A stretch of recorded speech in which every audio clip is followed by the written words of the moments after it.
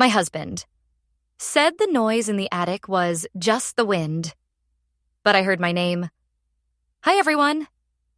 Before we get into today's video, I need your help. We've noticed that the channel's reach has been dropping a bit, and one of the best ways you can support us is by subscribing. It's quick, free, and helps us keep bringing you new and interesting stories. Your support means the world to us, and together we can grow this channel. Thank you so much. Now let's get to today's story. I'm writing from a temporary account for obvious reasons, and I've changed some details to protect my anonymity. I have lived in this house for 15 years, though sometimes it feels like I have been drowning in it for much longer. The Ashford estate sits on the edge of a forgotten countryside, its Victorian bones creaking against the wind like an old ship stranded on concrete. My husband Daniel inherited it from his family, a family he never speaks of. A legacy he seems to carry the way one carries a corpse through crowded streets. Carefully, quietly, with the kind of shame that curdles into routine. The attic was forbidden from the beginning. I remember the first time I asked about it, only weeks after we married. I had been exploring the house, tracing my fingers along dusty railings and opening doors to rooms that smelled of lavender and thyme. When I found the narrow staircase that led upward into shadow, I asked him casually over dinner. "What's up there? We could store things, maybe clear it out and make—" "No." His voice cut through my words like a blade through silk. "The wiring is dangerous. The beams aren't secured. It's not safe." He didn't look at me when he said it. He looked at his plate, at the wine, at anything but my eyes. That was the first time I noticed how his jaw tightened when he lied. I would come to know that expression well. I learned not to ask. That was marriage, I thought then. Compromise. Acceptance. The strange territories we don't explore with our partners. The rooms we agree to leave closed. I filled my days with decorating the rest of the house, with gardening, with the small rituals of a woman trying to build a life in a place that seemed determined not to let her. Daniel was often away on business, vague, undefined business that required him to disappear for days, sometimes weeks. When he returned, he was different. Quieter. His hands would be cold no matter the season. The noises started subtly, the way most horrors do.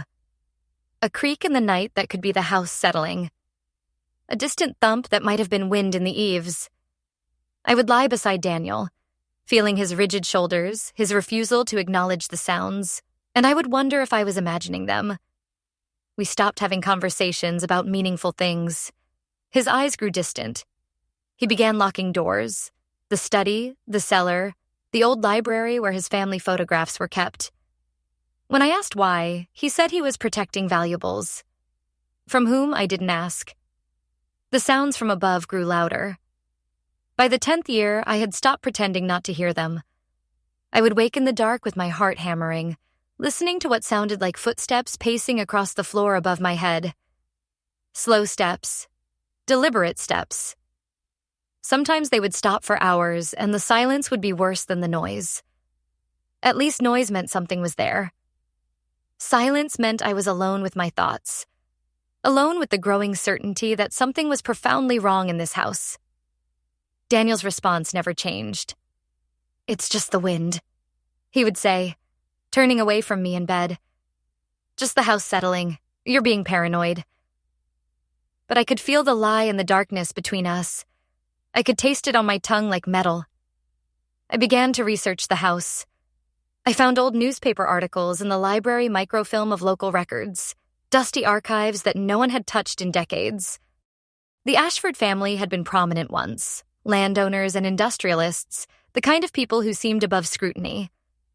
But there were gaps in the records, strange silences, a fire in 1982, a tragedy mentioned only in passing in a 1985 obituary, deaths that were never quite explained.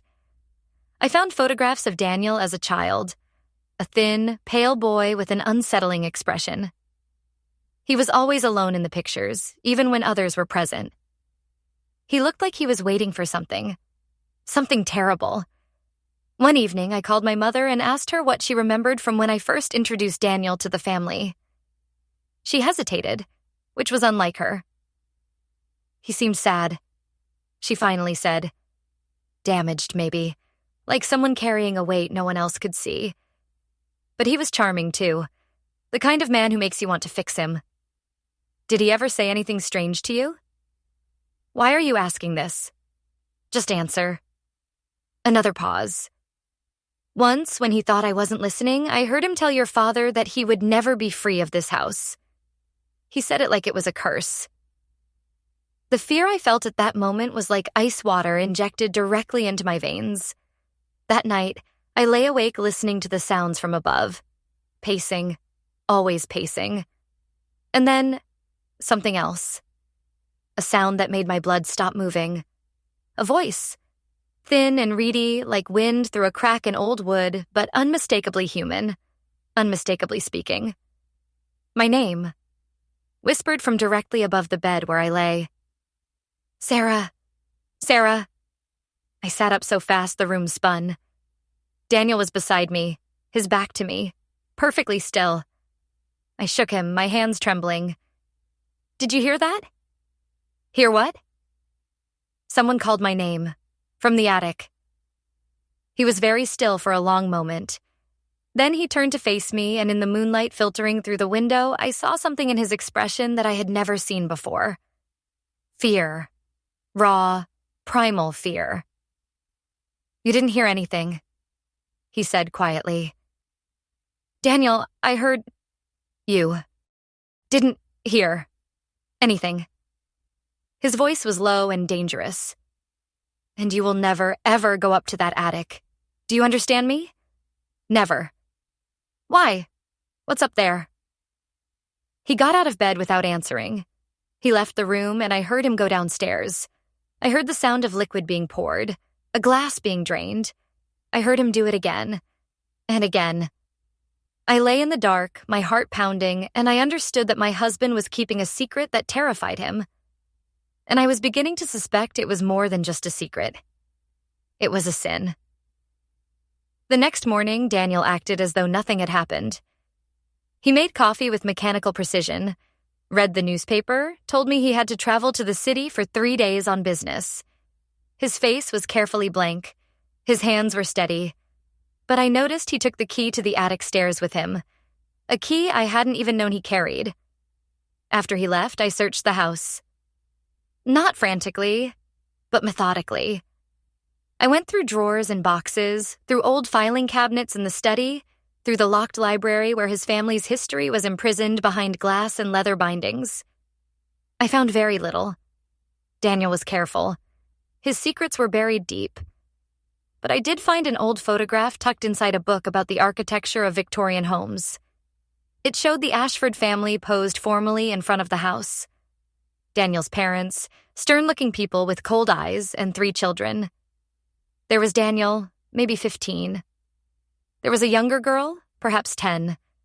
And there was an older boy, maybe 18 or 19, with the same pale complexion but with an expression of bitter resignation on his face. I had never heard Daniel mention a brother or sister. That afternoon, I drove to the neighboring town. I parked outside a small bookstore that also functioned as the local gathering place, bought a coffee I didn't want, and struck up a conversation with the woman behind the counter.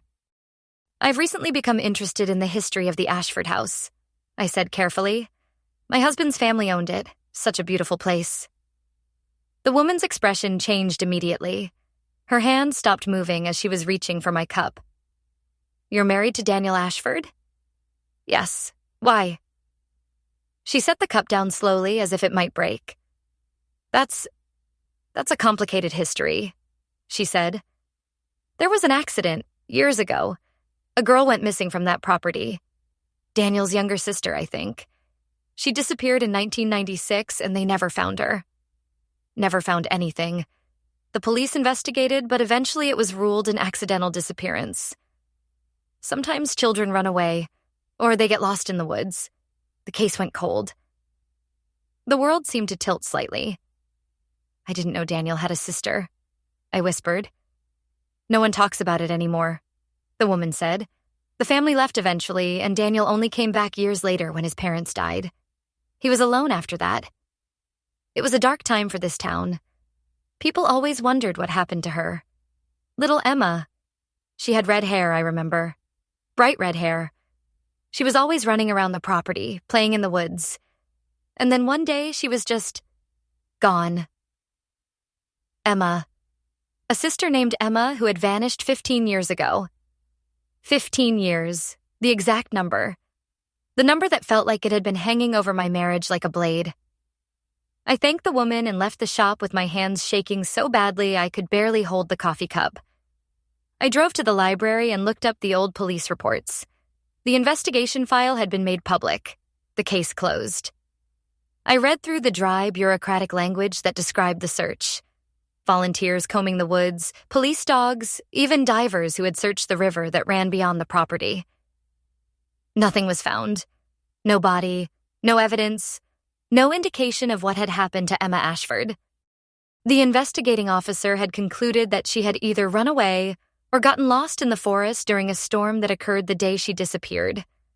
The file noted that the family had been difficult to interview and that the parents had hired a lawyer before answering many questions. The case remained unsolved. I sat in the dusty library with the file in my hands, and I felt my marriage cracking like old plaster. When I returned home, I stood at the bottom of the attic stairs for a long time. The door was locked, the key still missing. I could see the latch, the hinges, the small keyhole that had always struck me as oddly modern for such an old house. New hardware. Recently installed. I put my ear against the door. The silence that greeted me was absolute. No sound. No movement. Nothing but the faint smell of stale air coming through the tiny gap at the bottom of the door. That night, I made dinner and waited for Daniel to return. When he arrived, I studied his face like it was a map to a place I had never been. How many lies had he told me?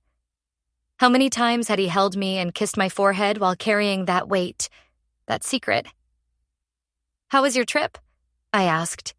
"Fine. Boring meetings? The usual." "Daniel, I want to ask you something, and I want you to tell me the truth." His fork paused halfway to his mouth. "All right. Did you have a sister?" The silence that followed was deafening. He set his fork down very carefully. He took a sip of wine. He looked at me with an expression I couldn't quite parse. Somewhere between sorrow and something darker. "A long time ago," he said quietly. "I don't talk about it." "What happened to her?" "She got lost. She went into the woods during a storm and she got lost." "That's not true." His eyes snapped up to meet mine, and for just a moment I saw something flicker across his face. Something ancient and terrible. "Don't," he said. "Don't go looking for things you don't understand, Sarah. Don't ask questions you don't want answered. Where is she?" He stood up so abruptly that his chair fell backward. He looked at me with an expression of such profound anguish that for a moment I almost wanted to take it back. Almost wanted to return to the comfortable lie of our life together.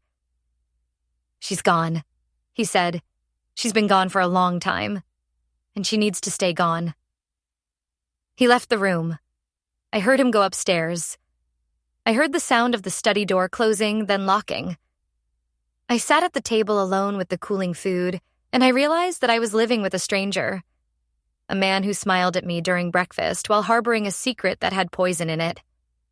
A man who had brought me into his house knowing that beneath my feet, in the space above my head, something waited in the darkness. That night, I didn't sleep. I lay beside Daniel in the dark and I listened. And just before dawn, I heard it again. The footsteps. The pacing. Back and forth in the attic above. But this time I was certain I wasn't imagining it. This time I was certain something up there was real. The electricity died on a Thursday night in November. It happened without warning. One moment the house was humming with its usual electrical presence. The refrigerator, the heating system, the subtle ambient sound of modern life. The next moment, everything went dark and silent at once. Daniel came home 4 hours later. He seemed unsurprised by the blackout. He made calls to the power company, who informed him that a fallen tree had taken down lines in our area and that power would be restored by morning at the earliest. I have to go back out, he said. A situation at the office. I might be gone until late tomorrow. You'll be all right? I could feel him watching me carefully, as if gauging my reaction. I could feel the weight of his suspicion. I'll be fine, I said. But we both knew I was lying. He left an hour later, and I listened to his car disappear down the long driveway. The darkness in the house became absolute. No streetlights reached us this far out in the countryside. No ambient light. No glow from electronics. The darkness was complete, the kind of darkness that feels alive and hungry. I sat on the couch for 3 hours, not moving, barely breathing. I sat and I thought about Emma. I thought about a 15-year-old girl with red hair. I thought about her disappearing into the woods, or not disappearing at all. I thought about Daniel's face when I asked him what happened to her. And I thought about the pacing footsteps, the voice that whispered my name. At midnight, I got up. I found a flashlight in the kitchen drawer. I found a hammer in the garage. These were not tools of salvation, but they were something. They were the physical manifestations of my decision to finally know the truth. I climbed the stairs to the attic door. My hands were steady now. The fear had curdled into something else. A kind of clarity that comes only when you have already lost everything and have nothing left to protect. The lock was no barrier. The door was old, the frame was weak, and I was motivated by years of accumulated dread. It took me 3 strikes with the hammer before the wood splintered. The lock gave way. The attic door swung inward, and the smell that emerged was like the breath of something long dead. I raised the flashlight and climbed into the darkness. The beam of light cut through the blackness and illuminated shapes. Boxes, old furniture, the detritus of a family's history scattered across the wooden floor. But it was what I didn't see that mattered. There was no wiring exposed, no unsecured beams. The attic was perfectly safe. It was, in fact, quite clean and well-maintained. Far too clean and too well-maintained for a space that had been sealed for 15 years. I moved deeper into the darkness, my flashlight shaking in my hand. The air was thick and wrong. There was something alive in it, something that my body recognized as a warning, even as my mind pushed forward. At the far end of the attic, I found what I was looking for. A door. New hardware, modern hinges, installed with obvious care and expense. There was a lock on this door too, but as I approached it, I heard something that stopped me cold. A sound. Faint. Rhythmic. Like breath. Like something breathing in the darkness behind the locked door. I shone my light on the lock. It was a modern deadbolt. I raised the hammer and struck it once. The sound echoed through the attic like a scream. On the second strike, the lock gave way. The door swung inward, and I stepped into a space that should not have existed in my husband's house. Should not have existed in any house. It was a room. A small room, perhaps 8 by 10 feet, with a window that had been sealed shut with industrial-grade plastic and duct tape. The plastic was intact, but yellowed with age. On the floor was a mattress, old and stained. There were blankets, a bucket, empty water bottles. And there were drawings on the walls. Hundreds of them. Scratched into the plaster with what looked like fingernails or perhaps pieces of broken tile. Drawings of birds, drawings of trees, drawings of a house, and drawings of a face, repeated over and over again, growing more distorted each time, more monstrous, until by the end they were almost unrecognizable as human. My flashlight trembled. My legs felt weak. And then I heard it. A voice. Thin and reedy, like wind through a crack in the world. Is someone there? I spun around. The light swept across the room and caught something in the far corner. Something that my mind refused to process at first. It was a person, or something that had once been a person.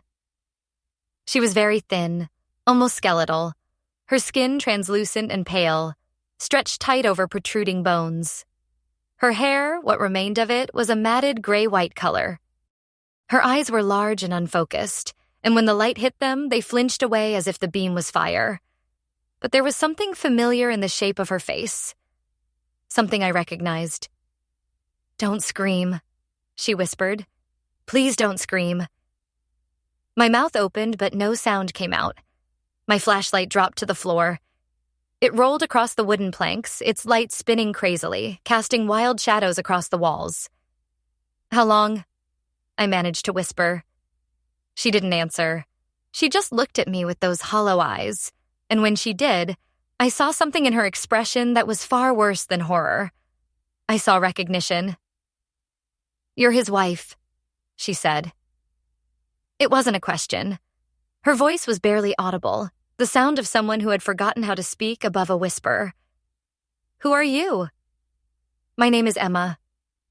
She said it like she was testing the word, as if she wasn't sure it still belonged to her.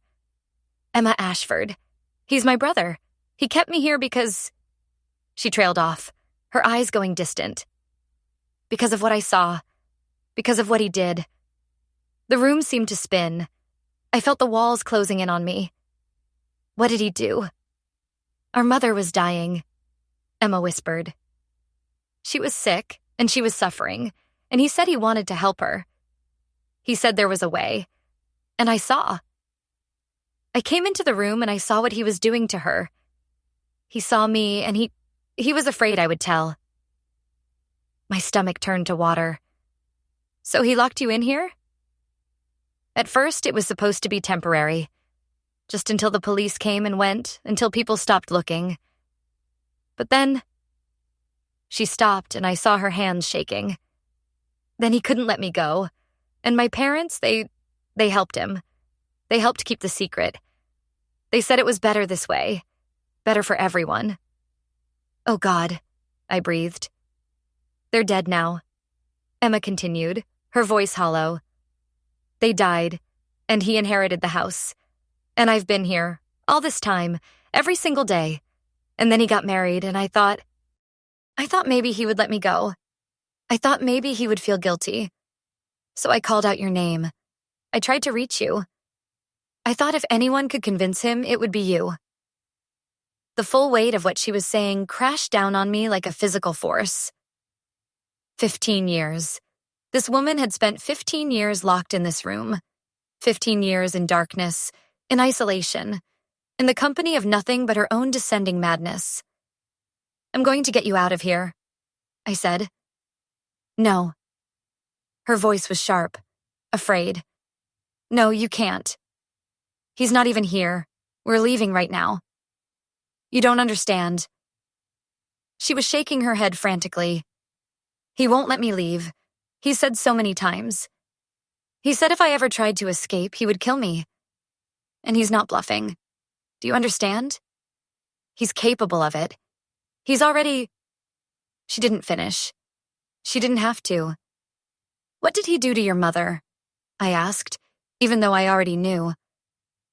Emma didn't answer. She just looked away, her jaw working silently, her eyes fixed on something I couldn't see. I picked up the flashlight from the floor.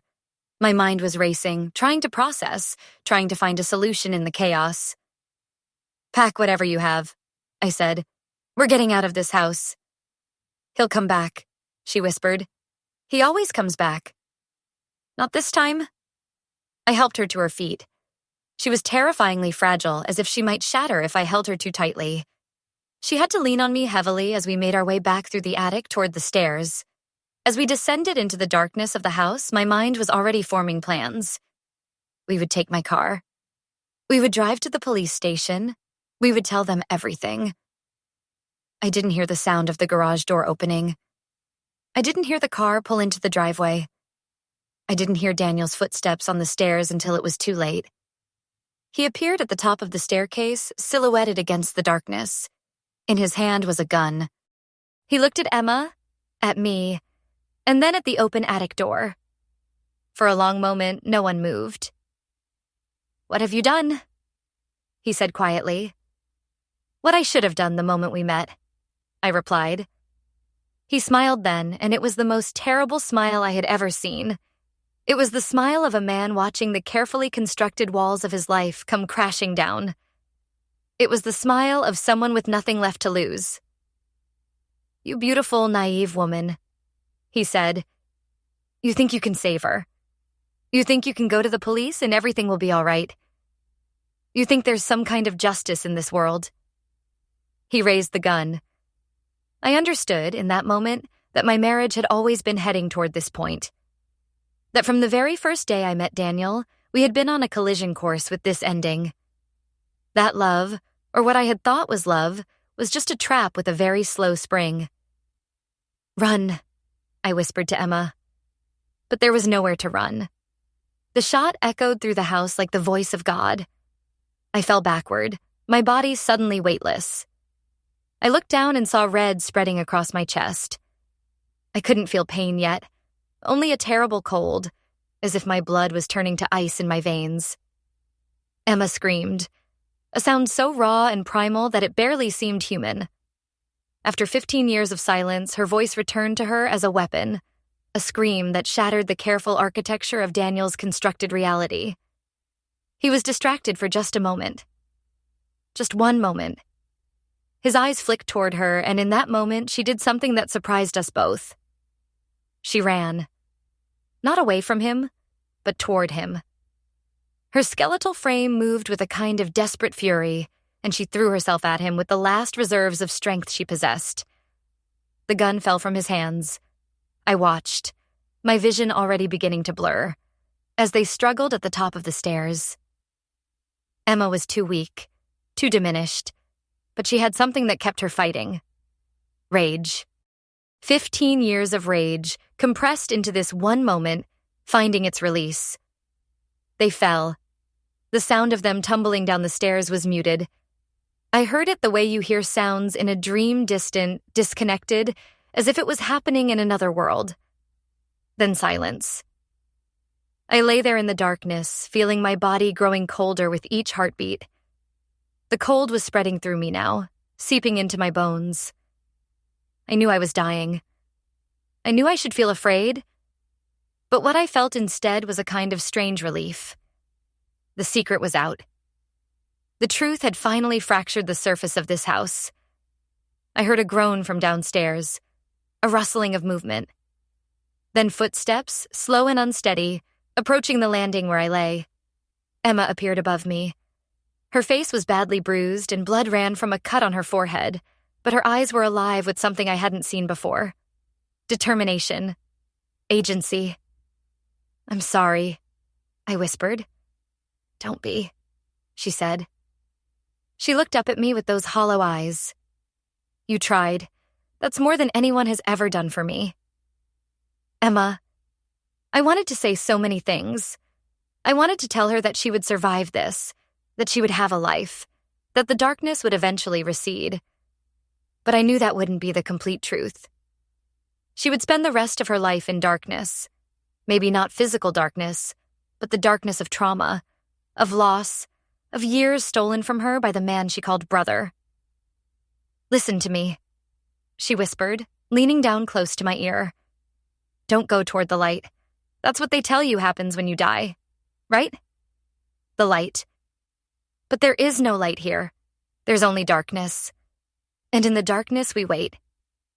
We wait to see if anyone finds us. My vision was going now, the edges of the world fading to black. Someone will find you, I tried to say. They will, Emma said, because I'm going to make sure of it. I'm going to go down those stairs and I'm going to call for help. And I'm going to tell them everything. And then she was gone, and I was alone in the darkness of the house, feeling my breath grow shallow, feeling the weight of all the years of secrets pressing down on me like a coffin lid. I don't know how long I lay there. Time became meaningless. I heard sirens in the distance. I heard voices. I heard the sound of police officers rushing through the house, calling out to each other.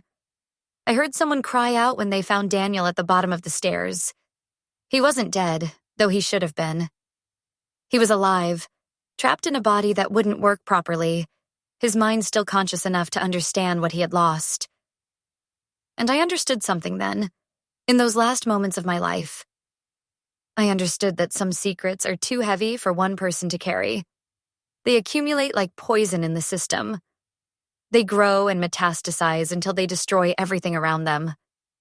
Daniel had spent 15 years feeding his secret with lies and manipulation, and it had consumed him completely, had hollowed him out from the inside until all that was left was an empty shell driven by fear. I had spent 15 years not asking questions, and that had been my fatal mistake. Not a mistake of action, but a mistake of inaction. A mistake of silence. Emma had spent 15 years in silence, in darkness, waiting for someone to find her. And in the end, all three of us had been prisoners of this house. We had just been imprisoned in different ways. The last thing I remember is a young police officer kneeling beside me, his face full of horror and confusion. He was trying to stop the bleeding. He was calling for an ambulance. He was telling me to stay with him, to keep my eyes open. But I was already somewhere else, already falling into the darkness that Emma had described. And I understood finally that some houses are not homes. Some places are monuments to other people's sins.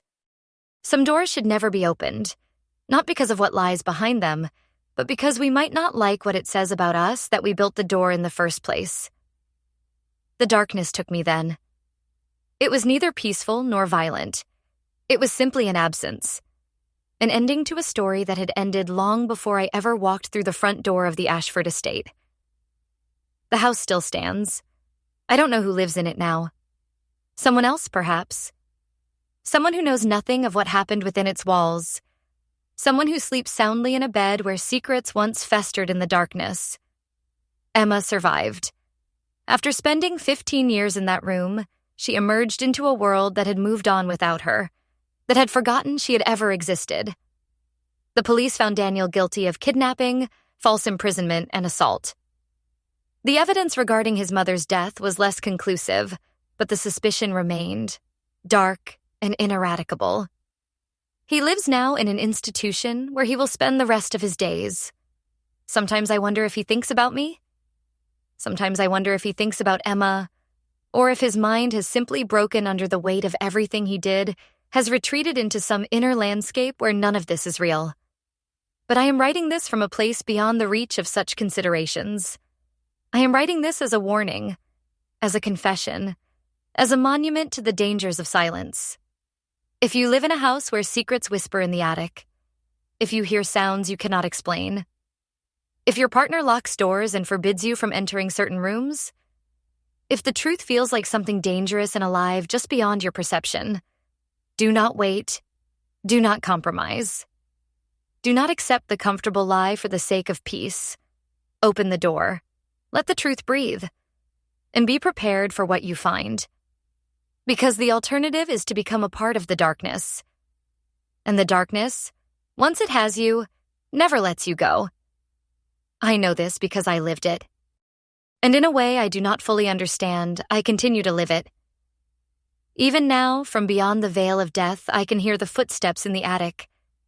I can hear them pacing back and forth, wearing grooves into the wood. I can hear them, and I realize they are mine. We are all trapped in this house now. All of us, breathing in the darkness, waiting for someone to find us. Waiting for someone to finally ask the questions that matter. The official report states that Sarah Mitchell, age 47, was killed by her husband Daniel Ashford during an attempted rescue of his sister Emma, who had been missing and presumed dead since 1996. The investigation revealed that Emma had been imprisoned in a hidden room in the attic of the Ashford estate for 15 years. The case was deemed a tragedy brought on by mental illness and decades of family trauma. Emma was found and taken to a psychiatric facility for rehabilitation. She survived, but the price of that survival was written in the hollow spaces of her eyes and the tremor in her hands. She could speak only in whispers at first. The doctors said it was psychological trauma. Emma knew better. She knew that she had left part of herself in that room, in that darkness, and that part would never return. 6 months after the incident, Emma was released into social services. She was given a small apartment, a monthly stipend, and the kind of pity that sticks to your skin like oil. She tried to rebuild. She tried to walk in sunlight and pretend that the world outside the attic made sense. But every night, she heard them. The footsteps in the attic, The pacing, back and forth, the whispers of my name, the breathing of something that should not be breathing. She called the police 3 times in the first month. Each time, they found nothing. Each time, they looked at her with the kind of sympathy reserved for people whose minds have been broken by trauma. "It's just your imagination," they told her gently. "It's PTSD. Talk to your therapist about it." But Emma knew what she heard, and she knew that she was not alone in hearing it. Because on the nights when the sounds were loudest, her phone would ring. The caller ID would show a number that didn't exist. And when she answered, there was nothing but silence and the sound of breathing. The sound of my breathing. 3 years after my death, Emma stopped answering the phone. She stopped leaving her apartment. She stopped speaking entirely, retreating back into the silence that had sustained her for so long. The social workers found her one morning sitting by her window, staring out at the street below. She was thin and pale, and her eyes had taken on that familiar, hollow quality. When they tried to move her, she didn't resist. She didn't respond to anything. It was as if the part of her that had escaped the attic had finally caught up with the rest of her. It was as if she had decided that there was no point in running anymore. She's still alive, technically.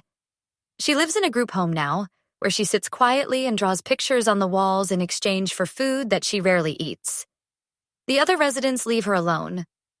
They can sense that something in her is not entirely present, that she is living in a different dimension than the rest of the world, a dimension that runs parallel to ours but never quite intersects. Sometimes visitors come and try to talk to her.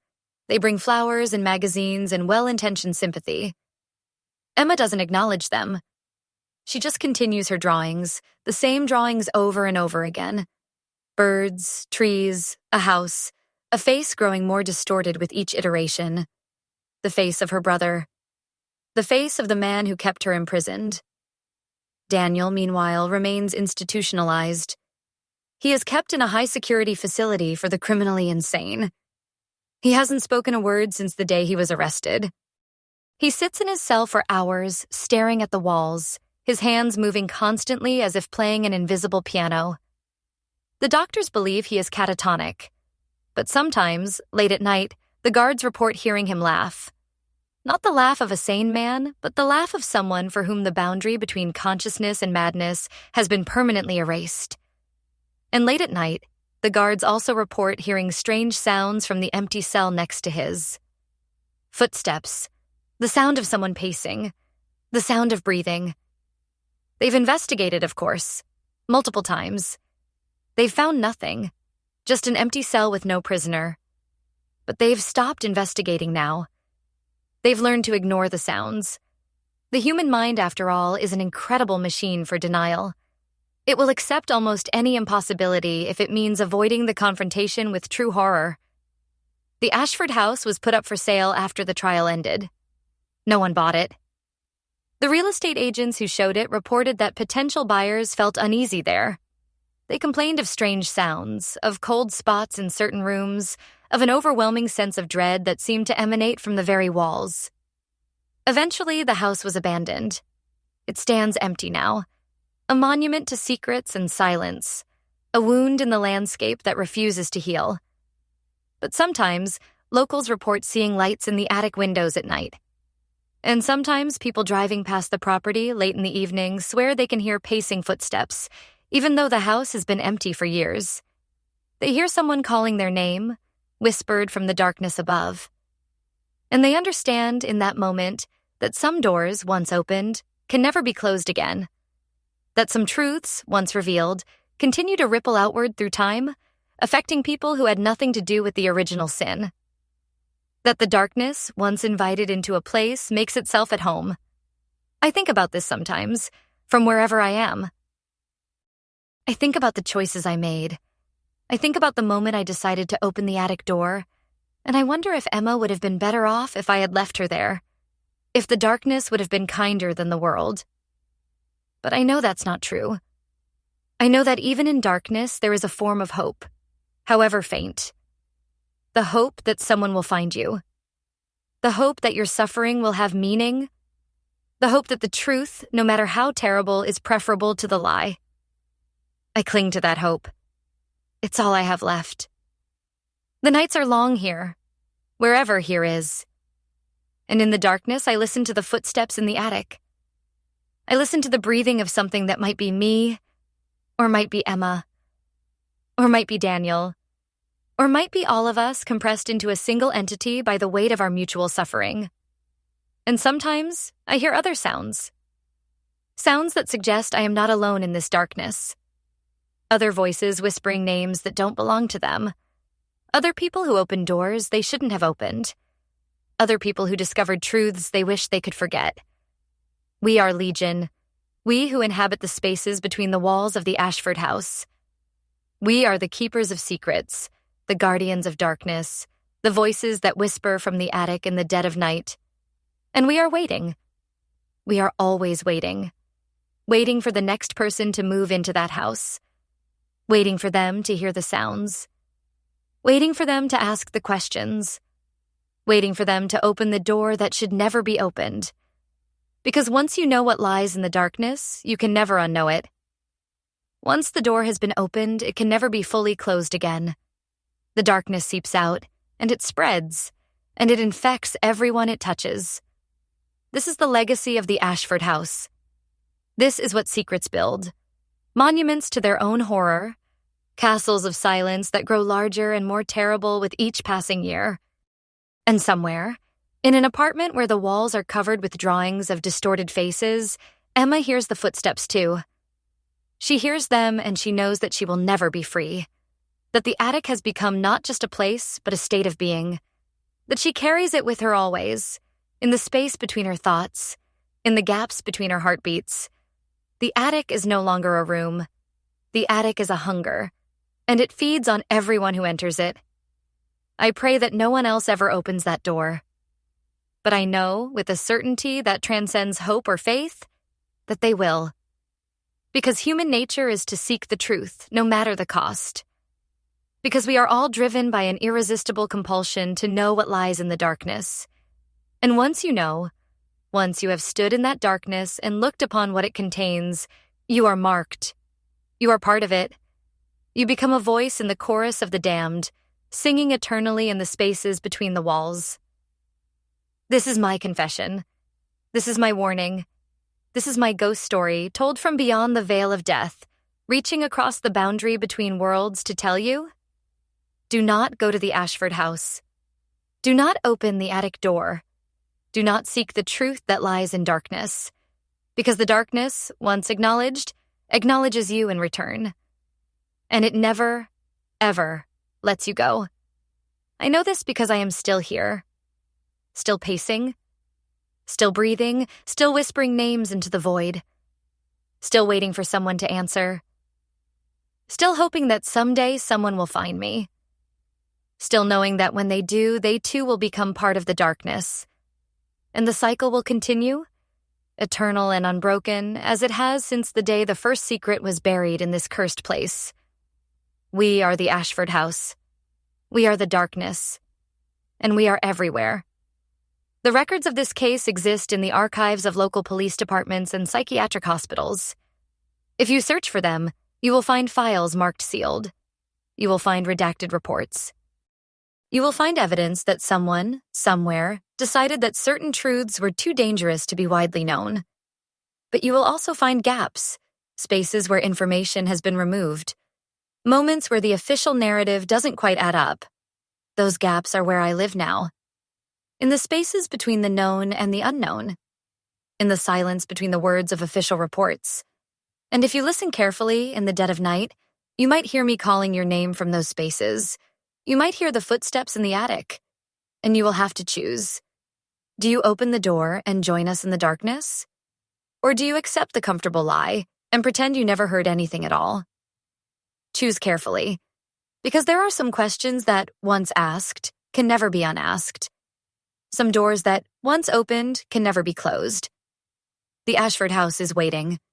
It has always been waiting. And it will wait forever, patient and eternal, for the next person who decides that the truth is worth the price of their own soul.